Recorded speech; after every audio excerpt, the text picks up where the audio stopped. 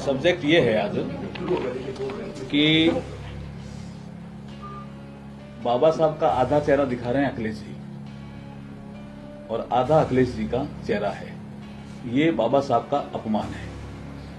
ये चेहरा दिखा करके वो दलित समाज के वोट बटोरना चाहते हैं, तो ये अखिलेश जी भ्रम में जी रहे हैं। क्योंकि बाबा साहब को पहला चुनाव 52 में हराने का काम कांग्रेस ने किया, उपचुनाव 53 भंडारा का हराने का काम कांग्रेस ने किया। अब कांग्रेस के साथ हैं अखिलेश जी, तो दलित समाज कैसे अखिलेश जी के साथ होगा।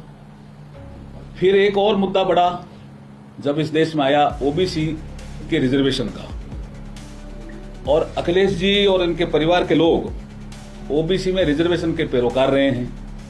लेकिन ओबीसी के रिजर्वेशन का सबसे ज्यादा विरोध किसी ने किया तो राजीव गांधी जी ने किया लोकसभा के फ्लोर पे। और जहां तक मुझे जानकारी है, आप इसको क्लियर कर देना, 2 घंटे 43 मिनट बोले। इतना लंबा भाषण लोकसभा के फ्लोर पे कभी किसी का नहीं हुआ। और उसमें सबसे ज्यादा पूरे भाषण में अगर विरोध है तो रिजर्वेशन को लेकर के है, और विशेष करके ओबीसी रिजर्वेशन को लेकर के है। उस कांग्रेस की गोदी में जाके अखिलेश जी बैठे हैं और बाबा साहब का चित्र दिखा रहे हैं कि मैं बाबा साहब जैसा हूं। ये तो अपमान है बाबा साहब का। उनकी जो उन्होंने योजनाएं दी उनका भी अपमान है। अखिलेश जी को अपना मुख्यमंत्री का कार्यकाल याद नहीं आ रहा क्या, जब अनुसूचित जाति वर्ग के बहुत से इंजीनियर डिमोट हो गए थे, बड़ी संख्या में डिमोट हुए थे। और मैं तो लोकसभा में एक आपको जानकारी देता हूं कि जब रिजर्वेशन इन प्रमोशन का विषय आया और यूपीए सेकंड के समय सब शायद कोई बिल आने वाला था लोकसभा में, तो उस बिल को फाड़ने वाले ही सपा के सांसद थे नगीना से। तो वो किस तरह से बाबा साहब के विचारों को लेकर के और ये अपमान कर रहे हैं। क्योंकि अखिलेश जी तो परिवारवादी पार्टी के मुखिया हैं और बाबा साहब परिवारवाद के खिलाफ थे। कई विचारों में मेल नहीं है, लेकिन दलित समाज को भ्रमित करने के लिए ऐसा इन्होंने ये एक बैठक की जिसमें ये बहुत से पदाधिकारी भी उपस्थित रहे। ये बैनर है, ये अपमान है बाबा साहब का। हम आपके माध्यम से कहना चाहते हैं कि बाबा साहब का ऐसा अपमान करके दलित समाज के वोट आप नहीं बटोर सकते। आप भ्रम पैदा करते हो कांग्रेस के साथ मिलकर के। 2024 में आपने भ्रम पैदा किया, संविधान खतरे में है, आरक्षण खतरे में है। वो भ्रम टूट गया, वो हरियाणा में टूट गया, वो महाराष्ट्र में टूट गया, वो दिल्ली में टूट गया। इसलिए आज हम इस जो ये पोस्टर है इसकी घोर निंदा करते हैं और अखिलेश जी को कहते हैं कि वो जो आपने अब तक अपने शासनकाल में जिस तरह की दलित समाज के प्रति जो व्यवहार किया है उसको आपको देखना चाहिए। और बाबा साहब का जो सोच था उसके अनुरूप आपका सोच कतई नहीं है। जिस कांग्रेस ने बाबा साहब को हराया हो उसकी गोदी में जाके आप बैठे हो। जिस राजीव गांधी जी ने ओबीसी रिजर्वेशन के लिए इतना 2 घंटे 43 मिनट भाषण दिया वो लोकसभा में, उनकी गोदी में जाके आप बैठे हो। तो आज का विषय यही था। आपके प्रश्न होंगे तो मैं जरूर उत्तर देने की कोशिश करूंगा। कल सर प्रधानमंत्री जी ने मीटिंग, वो विषय अलग है ना। तो सर मायावती जी ने भी बोला है कि अगर बाबा साहब अम्बेडकर का जिस तरीके से अपमान कर रही है सब, चाहे कांग्रेस हो या समाजवादी पार्टी हो, हम बिल्कुल बर्दाश्त नहीं करेंगे, हम इसको लेकर प्रोटेस्ट करेंगे। उनका भी एक ट्वीट आया इस विषय पर। वैसे प्रोटेस्ट होगा, मुझे लगता है बहुत लोग प्रोटेस्ट करेंगे, क्योंकि ये विषय ही विरोध का है। बाबा साहब का चित्र दिखा रहे हैं, वो ऐसा दिखाना चाहते हैं। कहां बाबा साहब का चरित्र, कहां बाबा साहब की क्वालिफिकेशन, कहां बाबा साहब का सोच देश के प्रति।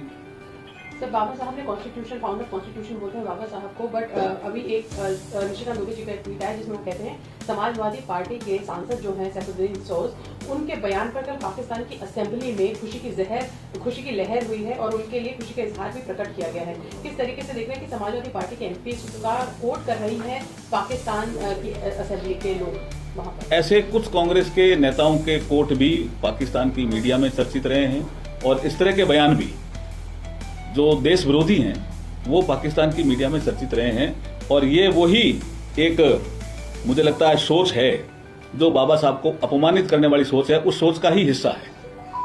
सर एक सवाल आपके मंत्रालय से जुड़ा हुआ है।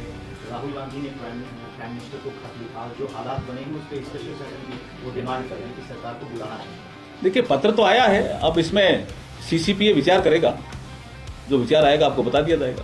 सर एक इससे अलग सवाल है, जो दुर्भाग्यपूर्ण घटना हुई और उसके बाद जिस तरीके से अलग अलग पार्टी के बयान आ रहे हैं, कांग्रेस के या अन्य पार्टी के, कांग्रेस के नेताओं को एक गाइडलाइन भी जारी किया गया, उसके बावजूद भी कांग्रेस के कर्नाटका के लीडर कह रहे हैं कि हमने ये जो पोस्टर प्रधानमंत्री जी का जारी किया था, जिम्मेदार गायब इस तरीके का, तो आखिर हमारा ये मकसद था कि वो मीडिया के सामने आए, बात करें, बताए, उन्होंने बताया क्यों नहीं?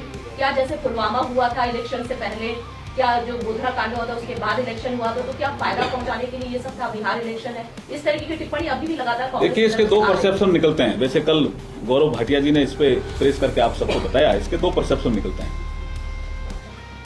या तो कांग्रेस पार्टी दो मुंही बात करती है, वो बात करती है, उसके कार्यकर्ता मानते नहीं है, ऐसा मैं नहीं मानता, और या वो कहते होंगे अपने कार्यकर्ताओं के आप ऐसा भी कर दो। तो ये कांग्रेस का चरित्र इस राष्ट्रीय संकट के समय जो राष्ट्रीय पार्टी अपना आप को कहती है, और ऐसा चरित्र ठीक नहीं है। फिर भी उन्होंने अपने इस पोस्ट से शायद उसको हटाया है। दुविधा तो है, लेकिन शायद दो मुही बातें कांग्रेस के नेता इस समय कर रहे हैं। तो सीसीपी की बैठक कब तक होगी? अब बता देंगे आपको, अब आज वो जो प्रेस करेगा वो बताएगा ही कुछ। मेवा जी, कई पाकिस्तान के मंत्री हैं जो लगातार ये कह रहे हैं, चाहे उनके डिफेंस मिनिस्टर है या इंफॉर्मेशन मिनिस्टर है, वो कह रहे हैं कि भारत की तरफ से कोई मिलिट्री एक्शन हो सकता है 2-4 दिन में, ऐसा उपदेशा। देखिए, वो तो खैर मीडिया में जो चल रहा है, लेकिन सबसे ज्यादा पाकिस्तान में जिस चीज का डर है, मैं जहां तक समझता हूं, वो मिलिट्री एक्शन का तो है ही डर, लेकिन सबसे ज्यादा डर है इंडस वाटर ट्रीटी का, जो 1960 में हुई थी। उस ट्रीटी को कैप्टन अबेंस किया, ये बहुत बड़ी घटना है।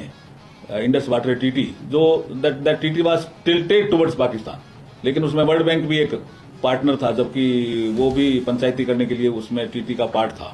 लेकिन अब कैप्टन अबेंस होते ही मुझे लगता है कि वो जो पंजाब में, जो सिंध में जो आप जुलूस देख रहे हो ना, वो ज्यादा जुलूस उसके विरोध में ही है।